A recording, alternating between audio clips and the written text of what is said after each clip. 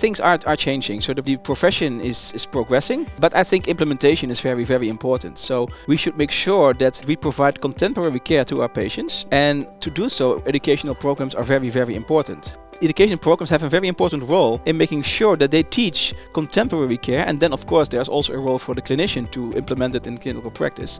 On today's episode, we're excited to speak with a leader in manual therapy, Dr. Nathan Hudding, a physical therapist, associate professor at Hahn University of Applied Sciences in the Netherlands, and vice president of IFOMPT. Nathan has dedicated his career to advancing both clinical practice and research, with a strong focus on the safety of cervical spine treatments and the promotion of person-centered care in manual therapy. Today, we'll explore the intersection of clinical safety and patient-centered approaches in manual therapy. We'll dive deep into his role with IFOMPT and discuss how the field can continue to evolve to meet the needs of both clinicians and patients worldwide.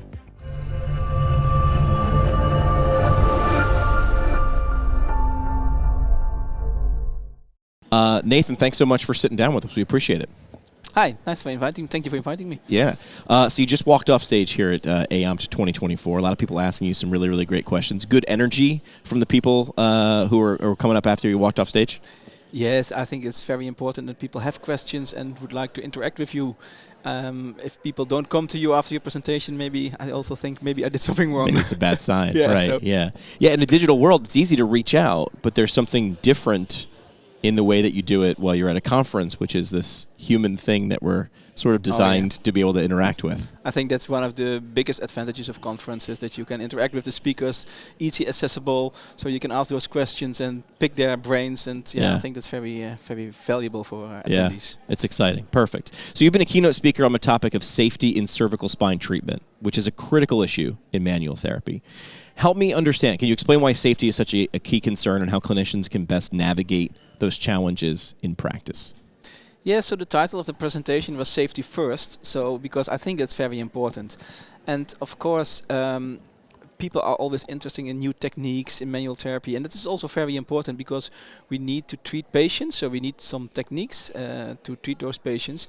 But on the other hand, safety is very important. Sure. And of course, safety incidents, serious adverse events, are very, very rare. So the focus of the presentation was in the cervical spine, because we know that there can be some vascular serious adverse events happening after treatments, for example. So that is very important that if we treat patients, we do it on a safe manner. And although it's not really a sexy subject, I think every manual therapist, every physiotherapist should be aware of those risks and how we can avoid that people will have a serious adverse events after your treatment. So I think it's a very important topic. Although, as I said before, luckily these events are very, very, very rare. Yeah. How was it received? What were some of the questions you were getting after that? Yeah, I think it was received well. So I think one of the good things I think is that I started with a kind of polling.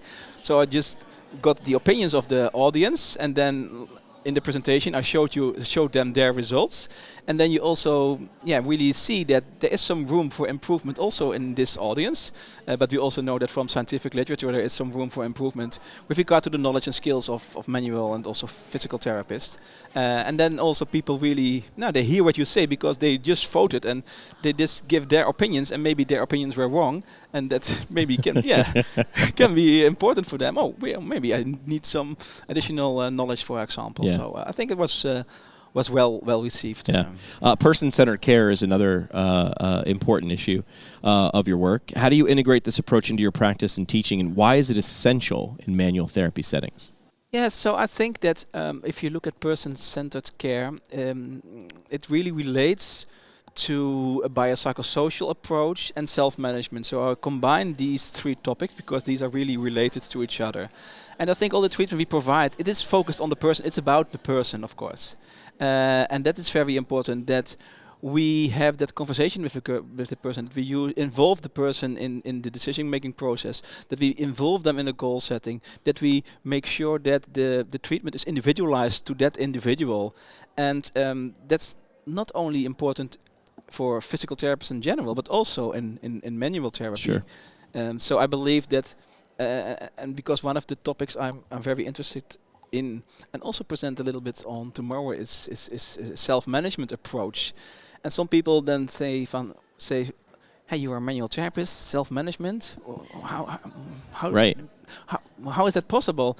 But I do think that such an approach is also important for manual therapists. So to make sure that the patients have the skills to lead their care, to be involved in their care, and to have a huge influence on their care. And then they need those kind of self-management skills. And also in manual therapy, we should support people in have a leading role in their care. It sounds like you're saying you're not only manual therapy. Manual therapy is a part of how you provide care, not all of how you provide care. Do I have that right? Yeah, so I think that it is a component, and basically, from my perspective, I think it can be an important component, but not in all patients. So some people don't need manual therapy; they can need exercise, or they need other approaches, or just only need some support with regard to self-management, some education. But I think a combination of approaches, I think that is the way to go, and that is dependent on the patient how much manual therapy is needed. Maybe a little bit, maybe some more manual therapy, but I do think that education, exercise, and self-management support are always very important components in such an approach. Yeah. As a physical therapist, researcher, associate professor, you balance many roles. Those things are vastly different, right? How does your clinical work inform your research and teaching, and how do you stay grounded in patient care while leading academic initiatives? It feels like they're spinning three different plates. How do you keep that all together? Yes, I think it's also an advantage, because sometimes you see those researchers who are not active in practice anymore, so they're not really working as clinicians anymore, and that can be difficult because I think it's important not to lose the feeling with the practice, with the clinical practice. Sure. So I practice physical therapy, manual therapy 1 day a week. So I still have that experience with patients every week, not too much, of course, but every week, one day, and you learn a lot of that, of course, and it's also good for me as a researcher that the things that we develop is also can be implemented in practice. Sure. It's not that I think about something and just throw it over to the clinicians and they Figure it out. Yeah, figure it out. I need to work with that myself as well, so that's also a good experience, of course. But I think it's an advantage to have different roles because you have different perspectives on the topics that I'm working on. And now the structure, we're at the IFOMPT conference, but IFOMPT belongs to IFOMPT. I have that correct, right? Yes. And you get to act as the vice president of IFOMPT. What do you see as the biggest challenges from that perspective and opportunities for advancing manual therapy on such a large scale? And how does IFOMPT help guide clinicians worldwide to adopt those best practices in manual therapy and patient care? Yes, I think that one of the biggest things IFOMPT can do is also develop some guidelines, frameworks, as was also done with regard to safety, for example, because it's important that the knowledge is distributed to the whole profession all over the world. I think that's very important. So IFOMPT can really play an important role in that. And of course, growth is also important. So there are many physical therapists in many countries. But IFOMPT is still rather small, so expanding to other countries is also very important. And we are working on that at the moment. So I hope that in the future we can also have more member organizations. So first you start in IFOMPT as a registered interest group, and then you can progress to an associate member organization and then a full member. And I hope that many, and I also had a conversation yesterday about potentially a new registered interest group. So that's very important that we grow, but also that IFOMPT is, and we do that luckily, provide some support to grow from that registered interest group to the full member status, because that can be challenging. Sure. But we provide support. So if this also maybe this goes to other people around the world and you would like to join the IFOMPT family, please free to reach out to IFOMPT, because there is support available. Yeah. And today that distance can never be closed, right? With a phone, you can learn from far away. That's got to feel pretty good to have a global reach with an organization like IFOMPT and IFOMPT. Yes, I think that's true. So nowadays, with all the digital possibilities, it's quite good. Although we should also think about that this is normal for us. Right. But in some other countries, low or middle income countries, Right. it's not not normal maybe. So, Right. but we are progressing that in those countries as well. Let's talk about clinical practice and education. You've got extensive experience in both of those areas. We talked about that before. What changes or innovations do you foresee in the future in how we teach and train manual therapists, especially in light of evolving safety protocols, safety first, and person-centered care?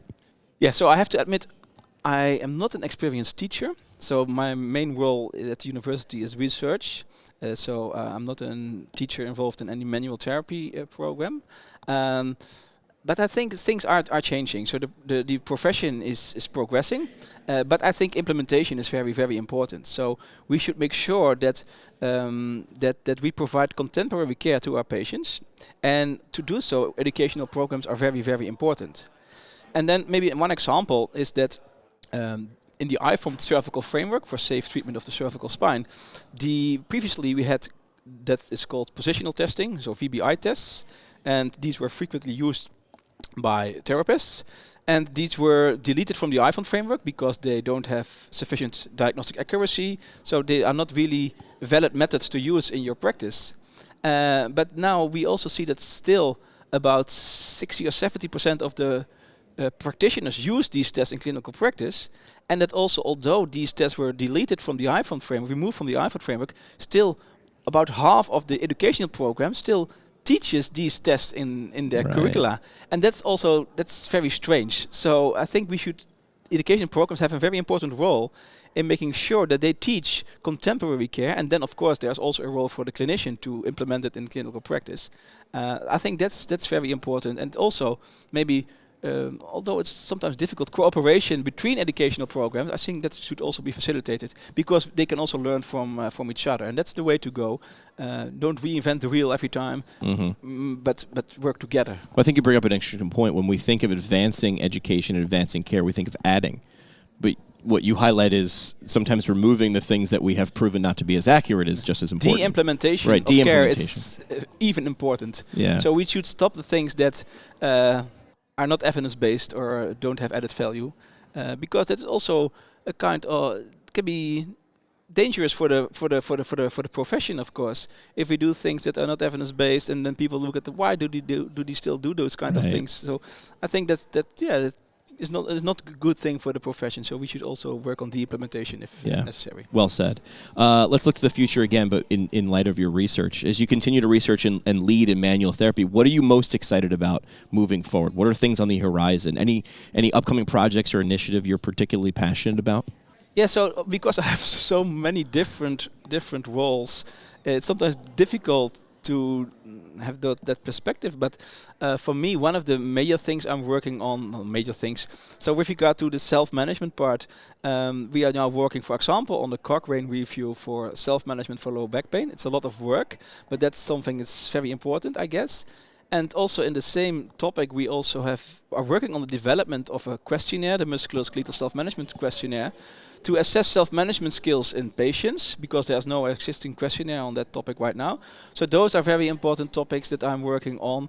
I also would love to continue working on the vascular pathologies. We are also now working on a kind of international survey that we have conducted last year, and also presented some results of that.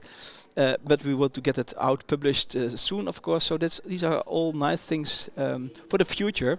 And then also within IFOMPT, as I said before, growth is very important. But also some other issues we had in IFOMPT, we are now trying to solve. For example, we had an election for the new executive committee in the conference in Basel in July last year, and we had an all-male executive committee. So, and with regard to equity, diversity, that's not really a contemporary approach. So we're also working on that right now. So those are kind of things that are very important. And as you might know, and the listeners might know, that IFOMPT also has some educational standards. We are revising these educational standards. So a lot of things going on also in IFOMPT for the future. On the horizon. Last thing we do on the show, we call it the parting shot. Is there one idea or one soapbox statement or mic drop moment that we might call, one thing you'd want to leave with the audience to make sure they don't forget? So I think maybe they don't forget it, but we have a wonderful profession. And I'm very proud to be a physical therapist, and I believe that sometimes we are undervalued. It can depend on the country. I also think we are undervalued in the Netherlands, for example. But don't make that change your opinion of your profession. Be proud of your profession and move forward. And don't look to the past, but look forward to the future. Because I think we have a wonderful future, but we should really work on that. My parting shot for you, of course, is safety first. Don't forget that. It's very important. Nathan Hutting, appreciate you stopping by after giving a keynote Thank here you at so AMP much. 2024. Thanks.